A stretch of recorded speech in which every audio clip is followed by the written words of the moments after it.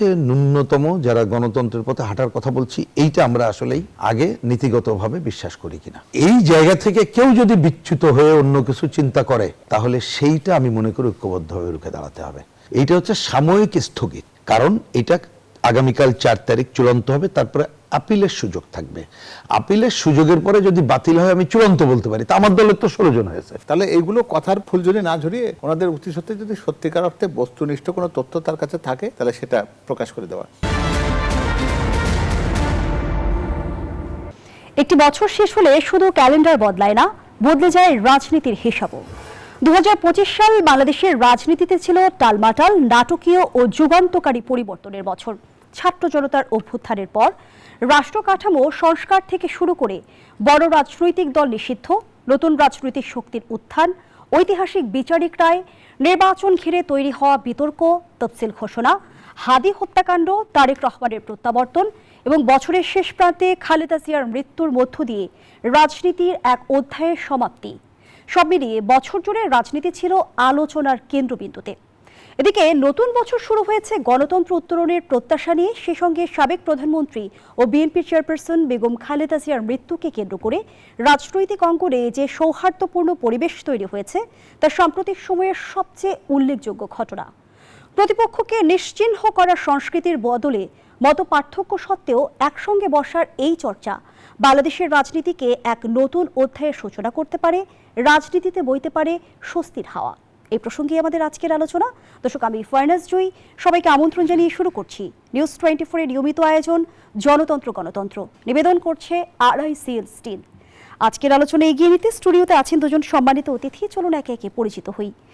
আছেন অধ্যাপক ডাক্তার মওদুদ আলমগীর পাভেল, আহ্বায়ক বিএনপি মিডিয়া সেল। সেই সঙ্গে আরও আছেন রুহিন হোসেন প্রিন্স, সাবেক সাধারণ সম্পাদক সিপিবি। দুজনকে আমন্ত্রণ জানাচ্ছি আজকের আলোচনায়। দুজনের কাছে একটি অভিন্ন প্রশ্ন রাখতে চাই। যেমনটি বলছিলাম যে 2025 সালকে বলা হয় বাংলাদেশের রাজনীতির জন্য টালমাটাল একটি রাজনীতির বছর এবং নাটকীয় যুগান্তকারী কিছু পরিবর্তন এই 2025-এ আমরা দেখেছি। বলা হয়ে থাকে ছাত্র জনতার অভ্যুত্থানের পর রাষ্ট্র কাঠামো সংস্কার থেকে শুরু করে বড় রাজনৈতিক দল নিষিদ্ধ, নতুন রাজনৈতিক শক্তির উত্থান, ঐতিহাসিক বিচারিক রায়, নির্বাচন ঘিরে তৈরি হওয়া বিতর্ক, তফসিল ঘোষণা, হাদি হত্যাকাণ্ড, তারেক রহমানের প্রত্যাবর্তন এবং বছরের শেষ প্রান্তে খালেদা জিয়ার মৃত্যুর মধ্য দিয়ে রাজনীতির এক অধ্যায়ের সমাপ্তি হয়েছে। কিন্তু জানতে চাই যে 2025 সাল ভবিষ্যৎ রাজনীতিকে কি বার্তা দিয়ে গেল? রুহিন হোসেন প্রিন্স, আপনি যদি শুরু করেন। আচ্ছা, ধন্যবাদ আপনাকে, পাভেল ভাইকে ধন্যবাদ, যারা শুনছেন তাদেরকে শুভেচ্ছা এই রাতে। এটা ঠিক, 2025 প্রতি বছরই নানা ঘটনা ঘটে। 2025ও নানাভাবে এটা উত্তাল বছর গেল। সেটা হয়তো একটা দীর্ঘ আলোচনা, কিন্তু আমি জিনিসটাকে ঠিক এইভাবে আনতে চাই যে 2025 কিন্তু আমাদের কাছে একটা ভিন্ন প্রত্যাশা নিয়ে এসেছিল। সেই ভিন্ন প্রত্যাশার একটা কথা বা একটা দুইটা পয়েন্টও যদি আমি সামনে আনি, সেটা হচ্ছে 24-এ কর্তৃত্ববাদী শাসকের অবসানের পর আমরা যে গণতন্ত্রের পথে যাত্রা শুরু করাটা এখনও যে পথে আমরা যাত্রা শুরু করার পথে আছি, সেই জায়গায় আমাদের কতকগুলো ঐক্যমত্য এবং কতকগুলো পজিটিভ সিগন্যাল দিয়েই আমরা এগোবো, এই জায়গাটা কিন্তু ছিল। সূচনাও হয়েছিল, হয়নি আমি তা বলবো না। কিন্তু আপনি দেখতে পাইবেন যে শ্রমজীবী মানুষ, তাদের আয়ের পরিমাণ কমে যাওয়া, কর্মহীনতা, বিভিন্ন শিল্প কলকারখানা বন্ধ, এইটা কিন্তু একটা ভিন্ন রূপ ধারণ করেছিল, যার অবসান এখন পর্যন্ত হয়নি। কিন্তু ওই যে গণতন্ত্রের পথে যাত্রা, ভোট, নির্বাচন, আমরা অন্য সংকটটা এত বেশি সামনে আসছে, এই আলোচনাগুলো এত সামনে নাই। কিন্তু আমার হিসাবে যে এত সামনে না থাকলেও মানুষ কিন্তু অনেক সময় আছে না, যে বুকে পাথর বেঁধে অনেক কিছু চিন্তা করে। তা আমি দেখি যে এইসব মানুষ অন্তত পক্ষে এটা চিন্তা করছে যে ঠিক আছে, যাই হোক না কেন, অন্তত পক্ষে একটু গণতন্ত্রের পথে হাঁটাটা নিরঙ্কুশ করে একটু আগান না সবাই মিলে ঝিলে। এইটা একটা পজিটিভ দিক। কিন্তু 25 সালে, যেটা 24 সালের গণ অভ্যুত্থানের পরে তার যেমন পজিটিভ দিকও আছে, কতকগুলো নেতিবাচক দিক আমরা দেখি। সেটা হচ্ছে উগ্র দক্ষিণপন্থার উত্থান, উগ্র শক্তির উত্থান এবং মব সন্ত্রাস এবং পরিকল্পিতভাবে যে অশান্ত পরিবেশ তৈরি করা, এই ধরনের নানা ঘটনার মধ্য দিয়ে কিন্তু আমাদের এই বছরটার অতিবাহিত ছিল।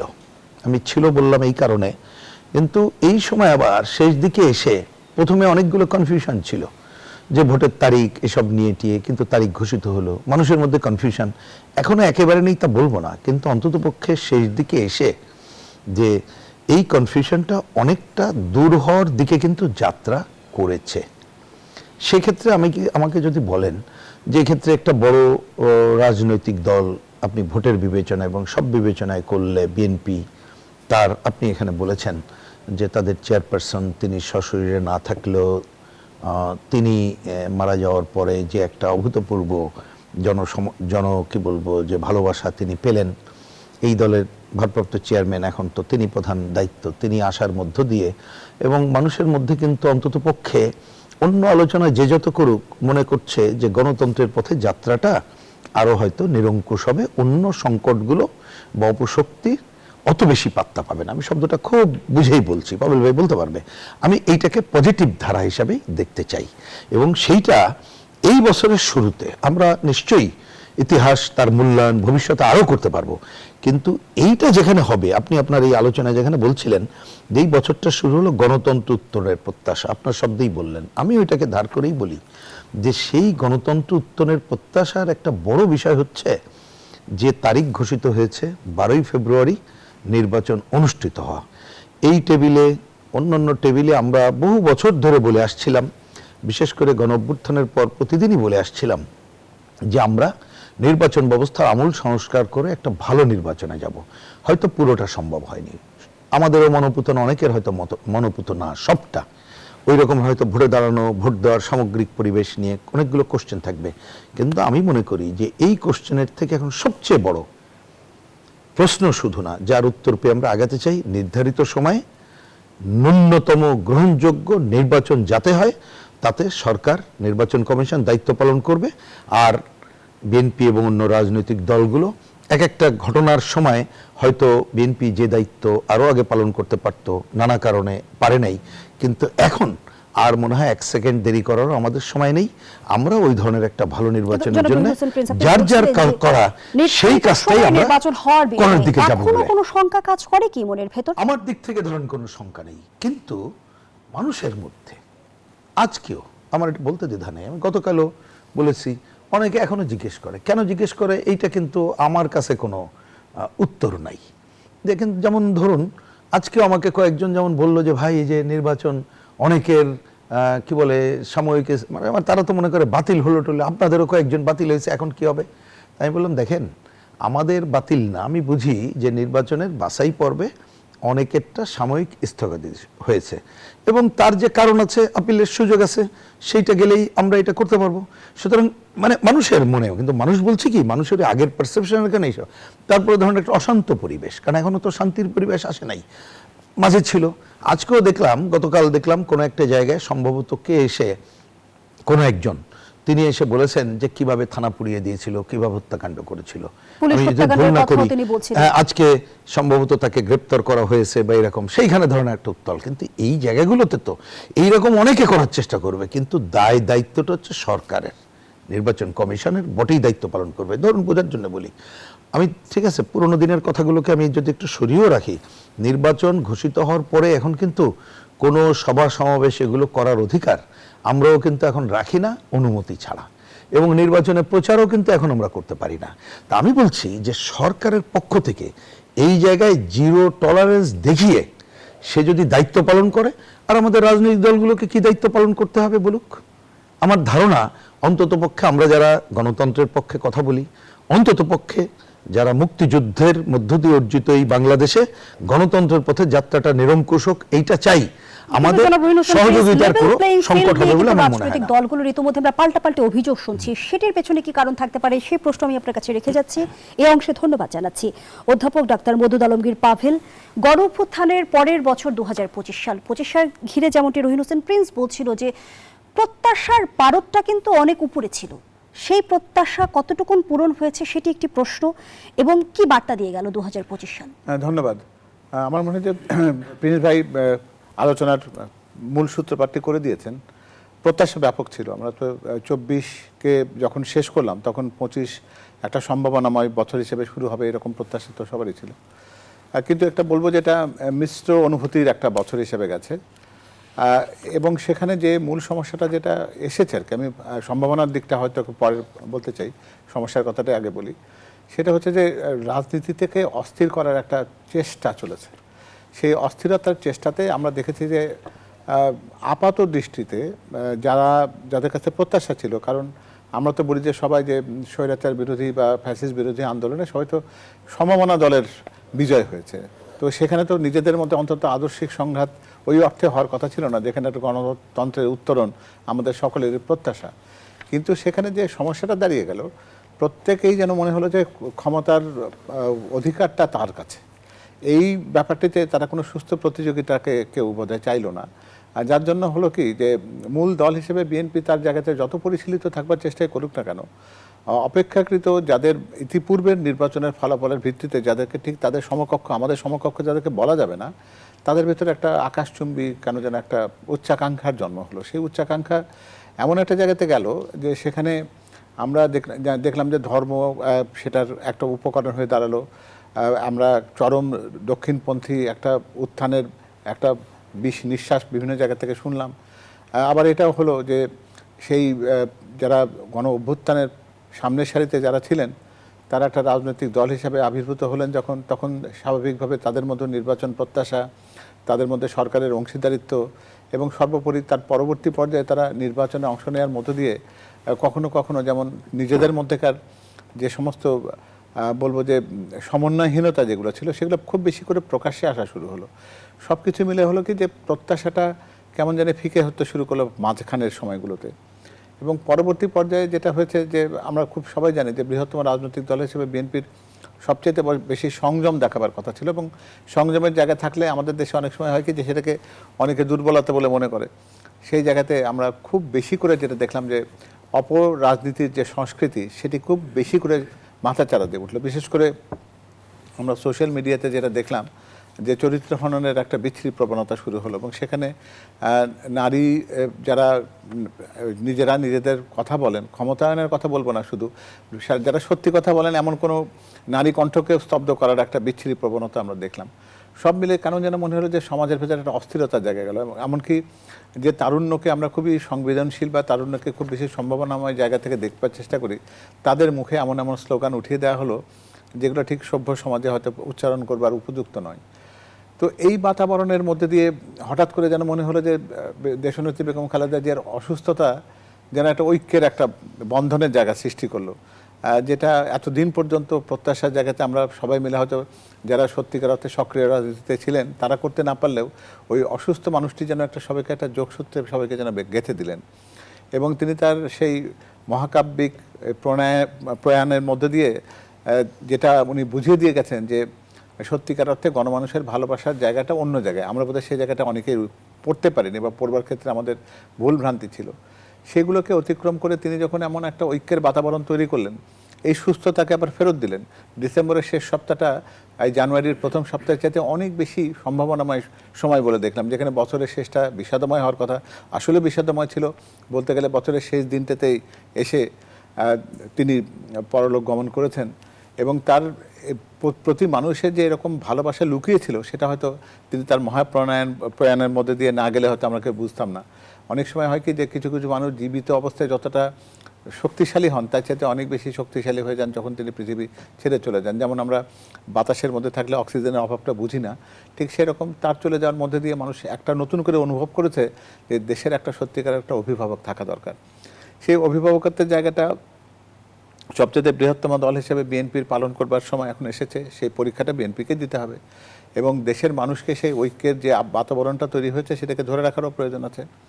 যত রকম নেতিবাচক কথাই বলি না কেন, 2026 সালকে আমাদের কিন্তু একটা সত্যিকার অর্থে গণতন্ত্র উত্তরণের বছর হিসেবে দেখতে হবে। সেটা যদি দেখতে আমরা ভুল করি তাহলে যে খেসারতটা আমাদের জন্য অপেক্ষা করছে সেটার আমরা বোধহয় দায় আমরা কেউই পূরণ করতে পারবো না। সেটা প্রিন্স ভাইরাও পারবেন না, আমরাও পারবো না, কেউই পারবে না। দেশকে আমরা এমন একটা অনিশ্চয়তার জায়গায় তখন দেখবো হয়তো যে অনিশ্চয়তাকে কাটিয়ে ওঠার সক্ষমতা আমাদের মতন দেশে হয়তো থাকবে না। সেজন্য সব কিছু মিলে আমাদের বোধহয় সবারই উচিত হবে যে সামনে যে নির্বাচনটি আসছে সেই নির্বাচনটাকে অর্থবহভাবে সেটাকে কাজে লাগানো। গণতন্ত্র উত্তরণের আর তো কোনো পথ নেই। যারা এখানে ঘোলা পানিতে মাছ শিকার করতে চাইবে তারা তো যে কোনো রকম বিভ্রান্তিকর কথাকে আনবেই, এটা তো খুব স্বাভাবিক। তাদের তো একটা খুব বড় লক্ষ্য রয়েছে একটা, সেটা হচ্ছে যে এদেশকে অস্থিতিশীল করা। এই কারা অস্থিতিশীল খোলা করা পানিতে কিন্তু মাছ দরকার। শিকার করতে চাইছে এই মুহূর্তে? এটা তো আমরা অনেকেই জানি, যে কথাটা একটু আগে কথাটা হচ্ছিল, যে বলেছে যে পুলিশ হত্যা করার বিষয় নিয়ে এই কথাগুলো আনা, সেই প্রেক্ষাপটগুলো কি, সেই বিবেচনাটা আলাদা, কিন্তু এই মুহূর্তে তো ওটা আলোচনার প্রাসঙ্গিকতার জায়গা নয়। তো এই কথাগুলোকে আনার মধ্য দিয়ে আমরা কিন্তু আবার এটা বলার চেষ্টা করি বা বোঝাবার চেষ্টা করি যে যতই শান্ত তোমরা ভাবতে চাও না কেন, অশান্ত করবার মতন আমরা দুই একজন মানুষ বারে আছি যারা এই অশান্তিটা কিন্তু ডক্টর মধুদ আলমগীর পাভেল, যেমনটি রহিন হোসেন প্রিন্স বলছিল যে এখনো সাধারণ মানুষের মাঝে নির্বাচন নিয়ে এক ধরনের শঙ্কা রয়ে গেছে, সেই শঙ্কাটা আপনার মধ্যেও কাজ করে কিনা? আমি শঙ্কার জায়গাটা দেখি না, কারণ তবে শঙ্কায় সংক্রমিত হই, খুব স্বাভাবিক। শঙ্কা সবসময় সংক্রামক। এটার কারণ যেটা আছে সে কারণটা একটাই, সেটা হলো যে আমরা তো মানে ঘর পড়া গরু সিঁদুরে মেঘ দেখলে ভয় পাই। এই দেশ অনেক আগেও একটা এরকম পরিস্থিতির মুখোমুখি যে হয়নি তা না, বেশ কিছুদিন আগে আমরা ১/১১ দেখেছি এই দেশে এরকম একটা ঘটনা ঘটেছে। সেরকম একটা পরিস্থিতি তৈরি হওয়ার মতো চেষ্টা কোনো পক্ষ থেকে যদি থাকে সেটা আলাদা। আবার সেই পরাজিত স্বৈরাচার যেটি এখন হয়তো বিতাড়িত হয়েছে বলতে গেলে আমরা বলবো যে তার মাথা বিতাড়িত হয়েছে, কিন্তু ধর্মুন্ডু সব তো বাকি অংশটুকু তো এখানে রয়ে গেছে। তো তারা হয়তো নিশ্চয়ই একটা সেরকম শুভ দিন, তাদের জন্য সেই পুরনো দিনের ফেরত আসার যে সুখ স্বপ্ন তাদের যে একবারে হারিয়ে গেছে, এটা তো বলা যাবে না। তো সেই স্বপ্নের সাগরে তারা এখনো ভাসছেন, এবং সেই স্বপ্নটাকে বাস্তবায়ন করবার জন্য যদি তাদের কোনো পন্থা অবলম্বন করতে হয়, সেখানে তারা পিছু পা হবে না। তো এই নির্বাচনটা কিন্তু আমাদের জন্য এই অর্থে বাঁচা মারা, অর্থাৎ বাংলাদেশে গণতন্ত্র থাকবে কি থাকবে না সেটা নির্ধারিত হবে সেই দিন। আর সেখানে যদি এই অনিশ্চয়তাটা তৈরি করে দেওয়া হয়, তাহলে এখানে যারা এই সুবিধা ভোগটা করতে চায়, বাংলাদেশকে অস্থিতিশীল করলে যাদের লাভ হবে, সেটা দেশি বিদেশি যেরকম কথাই আমরা বলি না, কারণ এই আলোচনা তো ব্যাপকভাবে আছে। প্রকাশ্যে অপ্রকাশ্যে আমাদের রাজনীতিবিদদের সম্পর্কেও এরকম আলোচনা আছে যে তারা বিভিন্ন রকমভাবে নিজেদের মধ্যে যোগসূত্র স্থাপন করবার চেষ্টা করছেন, বিদেশিদের সাথে কথা বলছেন, যেটা আবার জনসমক্ষে আনতে সাহস পাচ্ছেন না। তো এই ব্যাপারগুলোকে নিয়ে যে রকম বিভ্রান্তিগুলো রয়েছে, সেগুলোই হয়তো সেই মানুষের মধ্যে শঙ্কার মূল কারণের জায়গা। তবে আমার মনে হয় যে সবচেয়ে বড় যে জিনিসটা দেশনেত্রী বেগম খালেদা জিয়া তার প্রয়াণের মধ্যে দিয়ে যেটা জানিয়ে দিয়ে গেছেন যে আমাদের ঐক্যের কোনো বিকল্প নেই, সেই ঐক্যটা যদি আমাদের মধ্যে থাকে এবং নির্বাচনকে যদি সত্যি আমরা নির্বাচনের জায়গাতে নিতে চাই, তাহলে এই সংখ্যাকে কাটিয়ে ওঠা অসম্ভব না। এবং বেগম জিয়ার মহাপ্রস্থান কিন্তু রাজনৈতিক দলগুলোকে আবারও এক কাতারে নিয়ে এসেছে। সবচেয়ে উল্লেখযোগ্য বিষয় সেটি হচ্ছে অতীতের মতো আবারও বিএনপির সঙ্গে কাজ করার আকাঙ্ক্ষা ব্যক্ত করেছেন জামায়াত ইসলামীর আমির শফিকুর রহমান। অনেকেই কিন্তু এই বিষয়টিকে বিভিন্ন সমীকরণে বিভক্ত করছে। অনেকেই বলছে যে জামায়াতের এই ইউটার্নের পেছনে কি কারণ, আবার কেউ কেউ বলছে যে পর্দার অন্তরালে ঐক্য কিংবা সমঝোতার কোনো বৈঠক বা আলোচনা হয়েছে কিনা। আমি সেই প্রশ্নগুলো আপনার কাছে রেখে গেলাম। বিরতির সময় হয়েছে, বিরতি নিয়ে ফিরছি। দর্শক, জনতন্ত্র গণতন্ত্রের রিপোর্ট একটা বিরতি নিচ্ছি, সাথেই থাকুন। আবার আমন্ত্রণ, আপনারা দেখছেন নিউজ 24 এর নিয়মিত আয়োজন জনতন্ত্র গণতন্ত্র। নিবেদন করছে RICL স্টিল। আমরা আবারও ফিরছি আলোচনায়। অধ্যাপক ডাক্তার মধুদ আলমগীর পাভেল, যে প্রশ্নটি রেখে বিরতিতে গিয়েছিলাম, বিগত সময়ে বিএনপি জামায়াতের তিক্ততার সম্পর্কই কিন্তু জনসাধারণের সামনে এসেছে। আমরা বাকযুদ্ধও দেখেছি, বিভিন্ন সময়ে পাল্টাপাল্টি অভিযোগে বিএনপি মুক্তিযুদ্ধ ইস্যু সামনে এনেছে, জামায়াত দুর্নীতি এবং চাঁদাবাজির প্রসঙ্গে হেন কোনো অভিযোগ নেই বিএনপির বিরুদ্ধে করেনি। কিন্তু গত 1 তারিখ আমরা যেমনটি দেখলাম, জামায়াতের আমির ডাক্তার শফিকুর রহমান বললেন অতীতের মতো আবারও বিএনপির সঙ্গে কাজ করার আকাঙ্ক্ষা ব্যক্ত করলেন তিনি, এবং বললেন দেশের স্বার্থে অতীতে আমরা একসঙ্গে কাজ করেছি, আগামীতেও একসঙ্গে কাজ করব। বৈঠকে এমন কোনো আলোচনা হয়েছে কি? না, এটা আসলে কোনো রাজনৈতিক আলোচনা তো ছিল না। আপনারা জানেন যে জামায়াতের আমির আমাদের গুলশানস্থ কার্যালয়ে এসেছিলেন দেশনেত্রী বেগম খালেদা জিয়ার ইন্তেকালের প্রেক্ষিতে যে শোক বই খোলা হয়েছে, সেখানে তিনি তার কথা লিখবার জন্য এবং স্বাক্ষর করতে এসেছিলেন। সেখানে যেহেতু ভারপ্রাপ্ত চেয়ারম্যান মহোদয় সেই মুহূর্তে অফিসে ছিলেন, তিনি তার সাথে সৌজন্য একটা সাক্ষাৎ করেছেন। আমাদের মহাসচিবও সেখানে ছিলেন। তো এই জায়গাতে ঠিক রাজনীতি আলোচনা হওয়ার মতো আবহ ছিল না যেখানে এটা হতে পারে। তবে জনাব তারেক রহমান সকল ক্ষেত্রে এটা বোঝেন যে তার শোক এবং দেশের প্রতি দায়িত্ববোধ দুটোকে একই সাথে তাকে পালন করতে হবে। সুতরাং কারো যদি মনে করেন যে তারা সত্যিকার অর্থে একটা ঐক্যবদ্ধভাবে একটা ভালো বাংলাদেশ গড়বার জন্য তাদের যদি সদিচ্ছা থাকে, তাহলে সেটা তো কথাই নয়, কাজে প্রমাণ করতে হবে। সেটা যদি কাজে প্রমাণিত হয়, তাহলে তো নিশ্চয়ই সেটাকে সাধুবাদ জানাবে না এমন তো কোনো কেউ নেই। বিএনপি তো একটা সত্যিকার অর্থে সৎ রাজনীতি করতে চায়। তো এবং সেখানে জনাব তারেক রহমান তো সবাইকে নিয়েই দেশ পরিচালনার কথা বলেছেন। কারণ আগামী দিনে শুধুমাত্র সরকারে যাওয়াটাই বড় কথা নয়, দেশের পরিচালনার জন্য যে বড় বড় চ্যালেঞ্জ আছে, অনেক বড় বড় চ্যালেঞ্জ আছে। মানুষের প্রত্যাশা রয়েছে, গণতন্ত্রের প্রত্যাশা রয়েছে, মানুষ আইনের শাসন চায়, দুর্নীতিমুক্ত বাংলাদেশ চায়, ইয়াং জেনারেশন তাদের কর্মসংস্থান চায়, নারীরা তার স্বাধীনভাবে চলাফেরার অধিকার চায়, এবং সব কিছু মিলে তারা একটা সুন্দর বাংলাদেশ চায়, এবং এখানে বাংলাদেশের জনগণের অধিকার যে এই দেশের উপর আছে সেটাকে প্রতিষ্ঠিত হতে দেখতে চায়। এটি বিএনপির চাওয়া। এই চাওয়ার সাথে যারাই একমত হবেন সেখানে তো কারো আপত্তি করবার কিছু নেই, কিন্তু সেখানে কেউ যেন এটাকে বিভ্রান্তিকরভাবে এটাকে ব্যবহার না করে। রাজনৈতিক বক্তব্য যদি এটা না হয়ে যদি এটা বাস্তবের কথা হয় তাহলে তো এটাকে সাধুবাদ জানাতে তো কোনো সমস্যা নেই, কিন্তু সেটা প্রমাণ করাটার জন্য সামনে যে দিনগুলো আছে সেখানে যদি প্রত্যেকটা আচরণের মধ্যে দিয়ে যদি আমরা দেখি যে সত্যিকার অর্থে সে ঐক্যের অনুভূতিটা কাজে প্রমাণিত হয়েছে, তখন সেটাই জনগণের কাছে বিশ্বাসযোগ্য। কিন্তু জনাব মদদ আলমগীর পাভেল, বিগত সময়ে বিএনপির দায়িত্বশীল নেতারাই জামায়াতকে মুনাফিকের দলও বলেছে, সেই জামায়াতের উপর আপনারা ভরসা রাখতে পারবেন কি? আমি তো ভরসার কথা বলিনি, আমি বলেছি যে মুখের কথা যা আছে সেটাকে কাজে পরিণত করেন। উনি তো কথাটা বলেছেন সুন্দর কথা, সেটা কাজে পরিণত হলেই ভালো। আর আপনি নিজেও জানেন যে কথার কাজের যদি মিল না থাকে তখন তাদেরকে যেটা বলা হয় দলের পক্ষ থেকে সেটাই বলা হয়েছে। তো সুতরাং এর আগে সেরকম ঘটনা ঘটেছে বলে তো সেই কথাগুলো এসছে।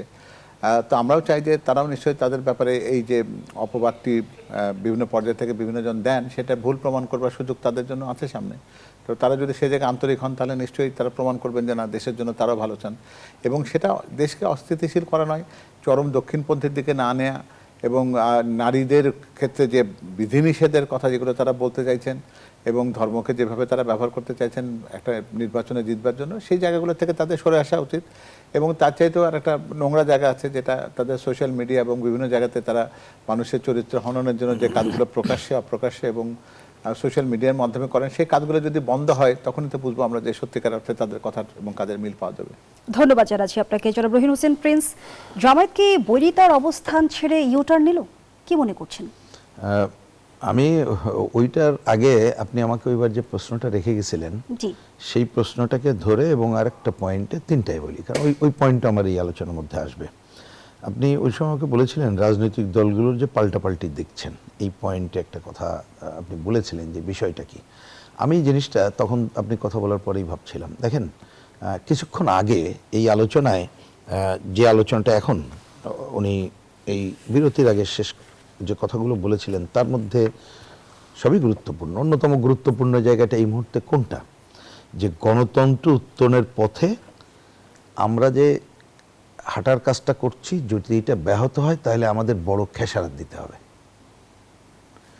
এইটা আমরা, আমার কথা হচ্ছে ন্যূনতম যারা গণতন্ত্রের পথে হাঁটার কথা বলছি, এইটা আমরা আসলেই আগে নীতিগতভাবে বিশ্বাস করি কিনা। এই জায়গা থেকে কেউ যদি বিচ্যুত হয়ে অন্য কিছু চিন্তা করে তাহলে সেইটা আমি মনে করি ঐক্যবদ্ধভাবে রুখে দাঁড়াতে হবে। তাই না হলে বাস্তবে, তাই আমি আবার রিপিট করছি কথাটা, অনেক বড় খেসারত আমাদের দিতে হবে, সেটা আমরা দিতে চাই না। এটা নাম্বার ওয়ান। নাম্বার টু, দলগুলোর পাল্টাপাল্টি। এখন পাল্টাপাল্টির পজিশনটা কি? ধরুন আজকে যে এজেন্ডা, সেই এজেন্ডার আলোচনায় আপনি দেখতে পেয়েছেন উনি বিএনপির নেতা, আমি কমিউনিস্ট পার্টি, বামপন্থী, আমাদের কিন্তু অনেক মিল দেখছেন না আপনি? এখন তো কল্পনায় জানতো, আমি জানি না এটা হবে কিনা। ধরেন নির্বাচনের 19 তারিখের পরে যখন আমরা ভোট যুদ্ধে নামবো তখন একদিন দেখেন, তখন দেখবেন ওনার সাথে আমার অনেক বিষয় তর্ক বিতর্ক হচ্ছে, খুবই স্বাভাবিক। কারণ উনি কোন ধরনের অর্থনৈতিক ব্যবস্থায় চান উনি বলবেন, আমি আমার অর্থনৈতিক ব্যবস্থায় চাইবো। তো এইটার তো কোনো মাতদাঙ্গা অবস্থা থাকবে না, বরঞ্চ এটা সহনশীলতা কোনটা, উনি ঠান্ডা মাথায় ওনার কথা বলবেন, আমার কথা বলবো, আমরা সহনশীল থাকবো, মানুষ যেটাকে গ্রহণ করে, এই তো গণতন্ত্রের পথে হাঁটা। তাহলে পাল্টাপাল্টি এটাকে না বলে এই সহনশীলতার জায়গাটা বিবেচনা করতে হবে। সেইটা তো খুবই স্বাভাবিক ঘটনা আমি দেখি। কেন? কারণ আমরা এতগুলো দল, আমাদের তো যার যার একটা আদর্শ আছে, কারণ তাই না হলে তো আমরা একদল হয়ে যেতাম। কিন্তু ন্যূনতম কতগুলো ঐক্যের জায়গা থাকবে। সুতরাং আমি জিনিসটাকে দেখতে চাই, পাল্টাপাল্টির শব্দটা নেতিবাচক কখন ব্যবহৃত হয়, যখন আমি গণতন্ত্রকে না মেনে জোর জুলুম করে কিছু করতে চাই, বা আমি কোনো একটা ক্ষমতা এনজয় করছি, আমি এই অগণতান্ত্রিক পরিবেশ রেখেই ওই ক্ষমতা এনজয়টা করতে চাইবো, তা সেইটা তো গণতন্ত্রের কথা না। সুতরাং এই জায়গাটা করতে হবে। এবার আপনি যে দলটির কথা বললেন, আমি খুব একটা আলোচনা করতে ইন্টারেস্টেড ছিলাম না, কিন্তু ছোট্ট দুইটা কথা বলি। দেখেন, এই দলটি আমাদের মুক্তিযুদ্ধের বিরোধী দল এবং এটা তাদের রাজনৈতিক সিদ্ধান্ত ছিল, মনে রাখতে হবে। এবং সেই রাজনৈতিক সিদ্ধান্তের ফলে তারা যে ভূমিকাটা নিয়েছে, খালি বিরোধিতা না, তারা যুদ্ধ অপরাধের দায়ও কিন্তু অভিযুক্ত এবং বিভিন্ন সময় কর্মকাণ্ডে তার সুবিধাবাদী অবস্থান ছাড়া অন্যটাকে কিন্তু গ্রহণ করা যায় না। আমাদের দেশে আলেম সমাজের সাথে তাদের ব্যাপক পার্থক্য, তারা যে ধর্মের নামে এই কাজটা করে, তা তারা তাদের সুবিধাবাদী অবস্থানটাই প্রধানত বজায় রাখে। সুতরাং তারা অনেক সময় আমার বিবেচনায় যে যখন এই কাজগুলো করে দেখবেন যে আপনার সুবিধাবাদী অবস্থানটাই প্রধান। দেখলেন না যে সম্প্রতিকালে অনেকের সাথে কথা বলা, গোপন রাখা, অনেক খবর চলে আসলো, কিন্তু সবই হচ্ছে তাদের সুবিধাবাদী অবস্থান। এইখান থেকে নতুন কোনো ইউটার্ন আমি সেটা দেখি না, বরঞ্চ আগামী দিনের রাজনীতিতে একটু খেয়াল করেন ইতিমধ্যে যেটা ঘটে গেছে, দৃশ্যমান যেটা হচ্ছে, একটা হচ্ছে বিএনপি এবং তার ওরিয়েন্টেড একটা ধারা, আর একটা হচ্ছে আপনি দেখবেন যে এই যে ধর্মভিত্তিক রাজনৈতিক দলের এক অংশ, সবাই না, তাদের মিলিয়ে একটা, আর একটা আপনি দেখবেন আমাদের বাম প্রগতিশীলদের মিলে আমাদের একটা জায়গায়। এইবার তো প্রধানত এই তিনটা বলয়কেই চোখের সামনে দেখা যাচ্ছে। তা আমার কথা হচ্ছে যে তারা তো তাদের হিসাব ঠিক করে ফেলেছে, সুতরাং অন্যটা সে উইন ওভার করতে চাইবে তার একটা হয়তো বিশেষ উদ্দেশ্য সাধনের জন্য, সেইটা সে করুক, আমি সেইটা নিয়ে আমি কোশ্চেন করছি না। আমি বলতে চাইছি এইখানে আমাদের এটাকে কারোর ইউটার্ন বা অন্য টার্ম হিসাবে না দেখে যার যে রাজনীতি সেইটা যে বিবেচনা করে জনগণের সামনে যথাযথভাবে যদি তুলে ধরতে পারি, জনগণ কিন্তু বোঝে না তা না, জনগণ বরঞ্চ ব্যস্ত হচ্ছে কোথায় সেই আলোচনা এখনো ঢুকতে পারেনি। একটু আগে মদুদ ভাই অনেক পয়েন্টের মধ্যে একটা পয়েন্ট বলেছেন, ওই যে বিভিন্ন বড বাহিনীর আক্রমণ, চরিত্রহনন থেকে শুরু নানা ঘটনা ঘটানো। আমাদের নির্বাচন কমিশনও বলেছে এইবার কিন্তু অন্যতম একটা চ্যালেঞ্জ হবে এআইয়ের ভূমিকা।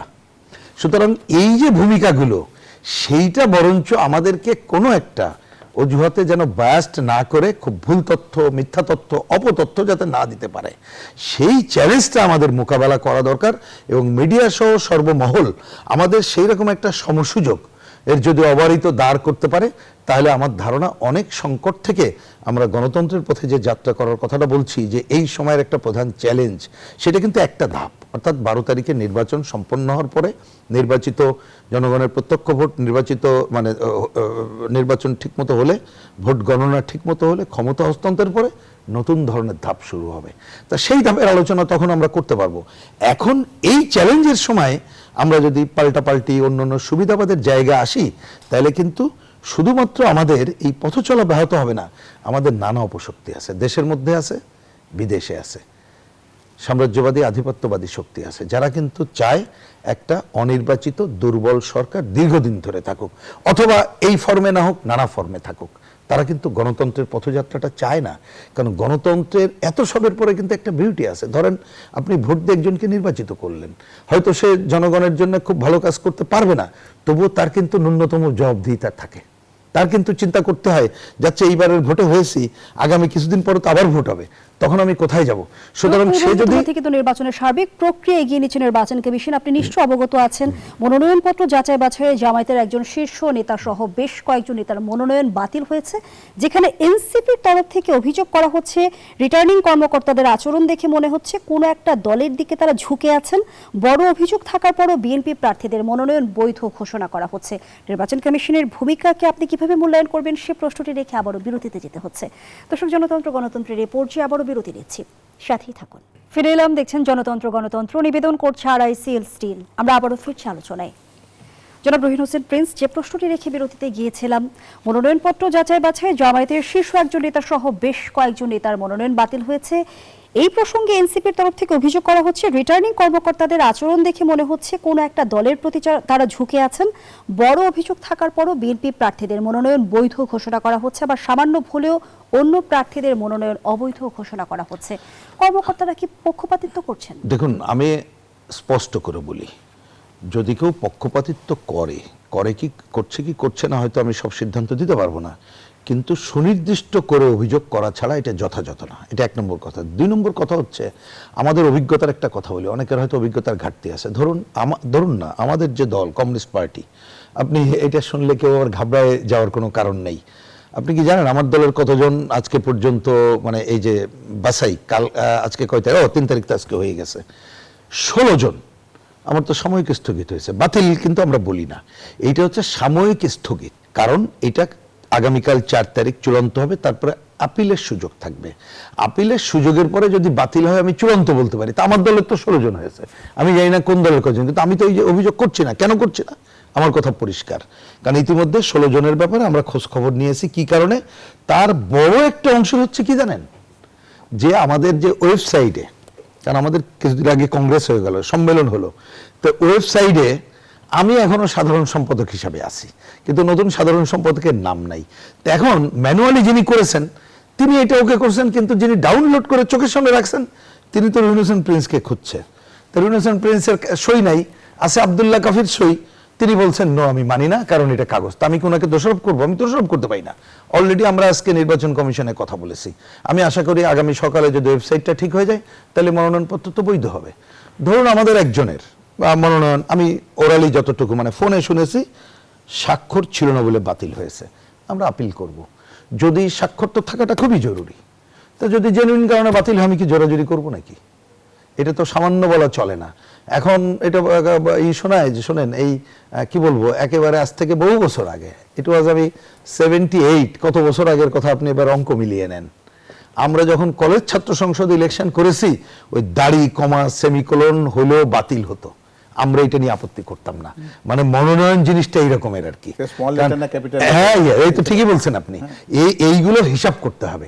তো সেইটা হিসাব করেই তো এইখানে, কিন্তু সেখানে স্বচ্ছতার কোনো ঘাটতি দেখছেন কিনা? আমি এখন পর্যন্ত দেখি নাই। থাকলে নিশ্চয়ই আমরা বলবো, কারণ এগুলো সামান্য যদি সেটা আমার সবই কিন্তু লিপিবদ্ধ করা আছে থাকলে। কিন্তু আমার বক্তব্য হচ্ছে একেবারে চূড়ান্ত শেষ না হওয়া পর্যন্ত এই মুহূর্তে এ ধরনের কোনো অভিযোগ তোলা আমি যথাযথ মনে করছি না। এই কারণে, কারণ আমরা বলছি, কিন্তু আমার কথাটা খেয়াল করেন, আজকেও বলছি, অনেকদিন ধরে বলছি, শুরুতেই নির্বাচন ব্যবস্থার আমূল সংস্কার করে যেখানে যেতে চেয়েছিলাম সেটা কিন্তু পারি নাই। আমরা এখন বলছি ন্যূনতম গ্রহণযোগ্য একটা নির্বাচনের পথে হাঁটবো, এবং এই কথাটা এখানে আলোচনা উঠলো যে আমরা এমন কোনো সিচুয়েশন তৈরি করব না যাতে করে আমাদের এই নির্বাচন প্রশ্নবিদ্ধ হয় এবং নতুন সংকট তৈরি হয়। তার মানে এইটা না, নির্বাচন কমিশন যদি অন্যায় করে, সরকার অন্যায় করে, আমি তাকে ব্ল্যাঙ্ক চেক দেবো, অবশ্যই দেবো না, সেটা আমরা বলবো, কিন্তু সেটা তো সময় মতো বলতে হবে। আমার কংক্রিট উদাহরণ দেবো, যেমন আজকে আমি যেটা বললাম, আমি যদি দেখি আমার তালিকা এরকম প্রবলেম হয়েছে, আমি পরে যেদিন টক শো আসবো আমি তো ছাড়বো না যদি দেখি, কিন্তু সুনির্দিষ্ট করা ছাড়া আমার বিবেচনায় এ ধরনের কোনো কথা বলা যথাযথ বলে আমি মনে করি না। একদিকে যেমনটি এনসিপি তরফ থেকে অভিযোগ করা হচ্ছে, রিটার্নিং কর্মকর্তারা একটি বড় দলের প্রতি ঝুঁকে আছে, বিএনপিকে ইঙ্গিত করে এমন অভিযোগ করছে তারা। আবার এনসিপির আরেক নেতা হাসনাত আব্দুল্লাহ বললেন যে আমাদের কাছে মনে হচ্ছে প্রশাসন বিএনপির দিকে ঝুঁকে গিয়েছে। নির্বাচনের আগে অভিযোগগুলো বড় সংকট তৈরি করবে কি? আমার মনে হয় যে কোনো দলের নেতা পর্যায়ে যারা থাকেন তারা দায়িত্বশীল কথা বললে হয় কি যে সেটা তার ওজনের সাথে যায় আর কি। আপনি নিশ্চয়ই জানেন, খবরে শুনেছেন কি জানি না, অন্তত আজকের খবরে যেটা আমি নিশ্চিত করে আপনাকে বলছি যে আমাদেরও একাধিক অনেক বড় বড় নেতার মনোনয়নপত্র স্থগিত হয়েছে, এবং এটাও বোধহয় তারা মনোনয়নপত্র বাছাইয়ের ব্যাপারটা কিন্তু প্রকাশ্যে হয়। এটা কিন্তু এমন না যে রিটার্নিং কর্মকর্তা একটা তালিকা ঝুলিয়ে দেন যে এই কয়জনকে আমি গ্রহণ করলাম, এই কয়জনকে স্থগিত করে দিলাম, এটা উনি কিন্তু করেন না। উনি প্রত্যেকের নামের ব্যাপারে একটা কথা যখন বলেন যে এই ব্যাপারে উনি মনে করছেন যে এটা বৈধ, তখন কিন্তু অন্য যারা প্রতিদ্বন্দ্বী অন্যান্য প্রার্থী যারা আছেন তারা কিন্তু প্রত্যেকটা পয়েন্টে এটাকে ধরতে পারেন যে উনি এই জায়গাতে এটা বলেছেন, এটার সাথে এটা অসঙ্গতি রয়েছে, এটা তো বড় একটা ত্রুটি, হলফনামাতে তিনি এই কথাটি বলেননি, এটা বলা উচিত ছিল, ওনার স্ত্রীর আয়ের উৎস যেটা দেখিয়েছেন সেটা আয়কর নথিতে ওটা উল্লেখ করা নেই, এরকম অসংখ্য ব্যাপার নিয়ে কিন্তু কথা বলার সুযোগ আছে। এবং সেই সমস্ত এটা কিন্তু একটা শুনানির মতন হয়, বলতে গেলে প্রকাশ্য শুনানি, তারপরে একজনকে বৈধ হয়েছে কিংবা হয়নি এই কথাটা বলা হয়। সুতরাং তাদের যদি কোনো একটা জায়গাতে মনে হয় যেটা হয়েছে, তারা কিন্তু সেই প্রার্থীর ব্যাপারে আপত্তি তুলতে পারেন যে যেটাকে বৈধ ঘোষণা করা সেটা সঠিক হয়নি, এই সুযোগও আছে। একজন যেরকম তার স্থগিতের মনোনয়নপত্রকে বৈধ করার জন্য যেন আপিল করতে পারেন, অন্য প্রার্থী আরেকজনের যেটা বৈধভাবে গ্রহণ করা হয়েছে ওটাকে অবৈধ বানাবার জন্য কিন্তু তিনি আপিল করতে পারেন। তাহলে এইগুলো কথার ফুলঝুরি না ঝরিয়ে ওনাদের উচিত সত্যি যদি সত্যিকার অর্থে বস্তুনিষ্ঠ কোনো তথ্য তার কাছে থাকে তাহলে সেটা প্রকাশ করে দেওয়া। আমি আবারও বলি, বিএনপির একাধিক বড় বড় নেতার মনোনয়নপত্র এখনো পর্যন্ত স্থগিত হয়ে আছে। তো সুতরাং এইটি যুক্তির কাছাকাছি যায় না। তাদের কাছে যদি এরকম অকাট্য কোনো প্রমাণ থাকে তাহলে সে কথাটাই বলা ভালো হবে। আর এটা তো একটা প্রক্রিয়ার প্রথম স্তর, রিটার্নিং কর্মকর্তার পরেও এটা আছে যেটা নির্বাচন কমিশনে আপিল করা যায়, তারপরে উচ্চ আদালতে যাওয়ার সুযোগ, অনেক প্রক্রিয়া এখনো বাকি রয়ে গেছে। তো সুতরাং এই নিয়ে এত কথা বলার কি আছে আমি তো বুঝি না। কারণ এই নির্বাচন কমিশন তো বলতে গেলে যে আমাদের জন আকাঙ্ক্ষার প্রতিফলন হিসেবে এসেছে, এরা তো আকাশ থেকে জুড়ে বসেনি। আমরা যারা এই 5ই আগস্ট পরবর্তী সময় যে নির্বাচন কমিশনকে নতুন করে গঠন করা হয়েছে তখন তো এদের ব্যাপারে কারো কোনো আপত্তি ছিল না। তো আমার মনে হয় যে আমরা আস্থা রাখি প্রথম দিক থেকে তাদেরকে যদি প্রশ্নবিদ্ধ করি। নির্বাচন কমিশন তো মানুষ, গুটি কয়েক মানুষের একটা সম্মিলিত একটা সংগঠন বলি আমরা, যদি বলি রাষ্ট্রীয় কাঠামোর মধ্যে যেটা আছে সংবিধান সম্মত, সেটাকে প্রশ্নবিদ্ধ না করে তাকে সহযোগিতা করি। আর তাদের যদি কোনো ত্রুটি বিচ্যুতি থাকে তাহলে সেটাকে সমাধান করার পথ তো আইনে আছে। নির্বাচন সামনে রেখে আমরা নানা ধরনের মেরুকরণ দেখছি। জামায়াতের 11 দলীয় জোট বিএনপিকে কতটা চাপে ফেলেছে? দেখুন, আমার তো মনে হয় যে আপনার যদি রাজনীতিতে ভোটের হিসাবটা যদি অতীতের যে পরিসংখ্যানের কাছাকাছি যান, তাহলে সেই পরিসংখ্যানে বলে দেবে যে কার অবস্থানটা কোন জায়গায় আছে। আমার মনে হয় যে এই জায়গাতে খুব বেশি উচ্চাভিলাষী হওয়ার কারো কোনো প্রয়োজন নেই। এমনিতেও তো এটাও আপনারা জানেন যে যে জোটের কথা আপনারা বলছেন, সেই জোটগুলোর অতীতে সংসদে কতজনের প্রতিনিধিত্ব ছিল সেই সংখ্যাটিকে যদি বিবেচনা করি আমরা, তাহলে কিন্তু তাদের অতীত পারফরমেন্সটা আমরা জানবো। আমার মনে হয় যে এইগুলোকে আমরা শুধুমাত্র আলোচনাটাকে খুব বেশি সরগরম করবার জন্য অথবা ড্রয়িং রুমকে উত্তপ্ত করার জন্য অনেক সময় ব্যবহার করি। বাস্তব চিত্র এরকম না। বাস্তব চিত্রটি হচ্ছে যে বাংলাদেশের রাজনীতিতে বিএনপি এই মুহূর্তে বৃহত্তম রাজনৈতিক দল। আমরা নিজেদের কাছে চাপের মধ্যে আছি। কী চাপ? আমাদের অসংখ্য মনোনয়ন প্রত্যাশী যারা ছিলেন তাদেরকে সম্মিলিতভাবে নির্বাচনের প্রচারের মধ্যে একীভূত করা। আর একটা হচ্ছে যে আগের ফলাফলের চাইতে আরও বেশি উন্নততর ফলাফল যদি আমরা না করতে পারি, তাহলে সেটাই হবে কিন্তু আমাদের জন্য বড় চ্যালেঞ্জ। আমরা কোনো জোটকে চ্যালেঞ্জ বলে মনে করছি। একটা অভিযোগ প্রায়শই আমরা শুনি যে আওয়ামী লীগের ভোট ব্যাংক দখলের রাজনৈতিক দলগুলো পর্দার অন্তরালে প্রচেষ্টা চালাচ্ছে, আওয়ামী লীগের কর্মী সমর্থকদের দলে ফেরানোর এক ধরনের চেষ্টা করছে, প্রচেষ্টা চালাচ্ছে। আসলে কি তাই? একটা কথা আপনাকে বলি, দেখেন 17 বছরে বিএনপি আওয়ামী লীগের কাছে যে পরিমাণে নির্যাতিত হয়েছে, সেই জায়গাতে বিএনপির কোনো ভোট ব্যাংক দখল করার প্রয়োজন নেই। তবে দেশের জনগণ যারা ভোটার তালিকায় যাদের নাম আছে তাদের ভোটাধিকার প্রয়োগের সুযোগ আছে। আপনি এই জায়গাতে ব্যাংক বলে কোনো ব্যক্তিকে যদি নির্দিষ্ট জায়গাতে তো কেউ ভোট এরকম করে রাখে নেই। একজন ব্যক্তি তার স্বাধীন মতামত প্রকাশ করেন ব্যালটের মধ্য দিয়ে। তিনি সেটাকে আগামী 12ই ফেব্রুয়ারিতে সেটা উনি তার প্রয়োগ করবেন। এই প্রয়োগের জায়গাতে প্রত্যেকটা প্রার্থী চেষ্টা করবেন তার সপক্ষে যতদূর সম্ভব তার ভোট। ধন্যবাদ জানাচ্ছি। জনাব রহিন হোসেন প্রিন্স, একই বিষয়ে আপনার মন্তব্য নিতে চাই। আওয়ামী লীগের ভোট ত্রয়োদশ নির্বাচনে কোনো ফ্যাক্টর হবে কি? কারণ আওয়ামী লীগের সুনির্দিষ্ট ভোট কি সেটা তো এই মুহূর্তে বলা যাচ্ছে না, 1 নম্বর কথা। 2 নম্বর কথা, যে আওয়ামী লীগের নেতৃবৃন্দ আমরা এখন দেখি দূর থেকে তারা কতগুলো কথাবার্তা বলেন, তারা তাদের কি পজিশন নেবে সেটা তো আমরা এখনো জানি না। যদি তারা কোনো পজিশন নেয় ওপেন, তখন নিশ্চয়ই সেটা কোনো প্রভাব পড়তেই পারে। তবে প্রভাব আমার বিবেচনায় এইবারের যদি পড়ে, মানে আমি বলছি যে তারা যদি তাদের সমর্থকরা বা তারা যে ভোটাররা আছে ভোট দেওয়ার সুযোগটা, নিশ্চয়ই ভোটারদের তো ভোট দেওয়ার সুযোগ থাকবে, তাই না হলে তো এই ভোটকে আমরা যথাযথভাবে বলতে পারবো না। আমি আওয়ামী লীগের আওয়ামী লীগ সমর্থক ভোটারদের কথা বলছি। সেটা স্থানীয় পর্যায়ের উপরে নির্ভর করবে, যার জন্যে ওই যে একটা কথা আসে না যে এই সমর্থকদের অনেকে কি বলে ম্যানিপুলেট করার চেষ্টা করছে, আমি এটা অস্বাভাবিক দেখি না। কারণ ধরুন এই যে আমাদের প্রার্থী, আমি তো চাইবো যেখানে আমার প্রার্থী আছে বিএনপির সমর্থকও তো আমাকে ভোট দিক। আমি তো তার কাছে চাইবো, সমর্থকদের চাইবো। আমি স্বাভাবিক প্রক্রিয়া হিসেবে দেখতে চাই এইটাই। কিন্তু এইটা আমরা দেখতে চাই না। কেউ যদি এটা বলে, আমরা তো দেখছি অনেকে বলছে আমাদের দলে যোগ দাও, তাহলে আমরা আগামীতে তোমাদের সব কিছু দেখব। তাহলে এইটাও তো এক ধরনের হয় সুবিধা দেওয়া বা হুমকি দিয়ে করা। এই কাজটা যাতে কেউ না করি, যেটা আমাদের নির্বাচনী আচরণবিধিতে নিষিদ্ধ আছে। সাধারণ সাবলীল প্রক্রিয়া চলবে, বাড়ি বাড়ি যাবে, মানুষ ভোট চাইবে, তাতে সে কোন দলের ভোটার, কারণ ভোটার তো আর দলীয় ভোটার হিসেবে চিহ্নিত থাকে না, উদ্দেশ্যে যেন ব্যবহৃত না হয়। কারেক্ট, যেটা কোনো বিশেষ স্বার্থের উদ্দেশ্যে ব্যবহৃত না হয়, ভোটার হিসেবে সে যাকে খুশি ভোট দেবে। আলোচনার একেবারে শেষ পর্যায়ে দর্শক, এখানেই শেষ করছি জনতন্ত্র গণতন্ত্রের আজকের আয়োজন। ধন্যবাদ এতক্ষণ আমাদের সাথে থাকার জন্য।